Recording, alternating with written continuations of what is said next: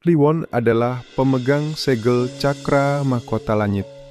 Cakra ini merupakan segel tertinggi dari segel yang lainnya. Sementara elemen dari pasaran Kliwon ini adalah tanah, maka Kliwon disimbolkan gunung, dan malaikatnya disimbolkan malaikat Rohman. Kliwon memiliki sifat dan karakter pendirian yang kuat serta kokoh.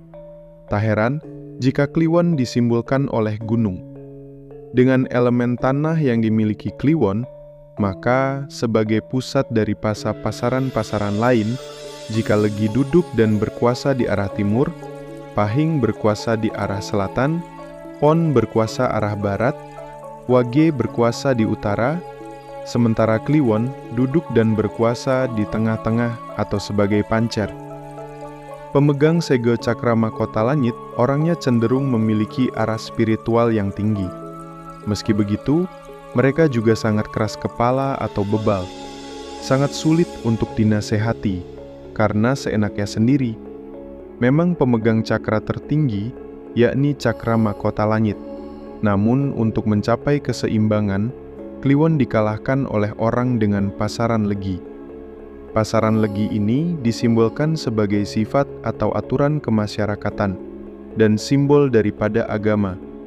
Sehebat-hebatnya Kliwon yang dianggap orang nyeleneh, harus ikut aturan-aturan di masyarakat dan agama yang dianutnya.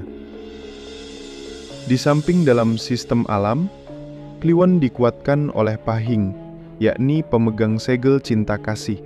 Spiritualnya Kliwon sangat tinggi, namun harus diimbangi dengan cinta kasih. Spiritual jika diimbangi dengan cinta kasih akan menghasilkan karya yang besar. Kunci kesuksesan Kliwon harus punya cinta kasih yang besar dan rendah hati. Dalam perjalanan hidup, malaikat Rohman sebagai kunci dan membuka daya spiritual Kliwon untuk berbagi kepada orang lain. Artinya, Kliwon sebagai wahyu dan petunjuk untuk pasaran lain, seperti Legi, Pahing, Pon, Wage.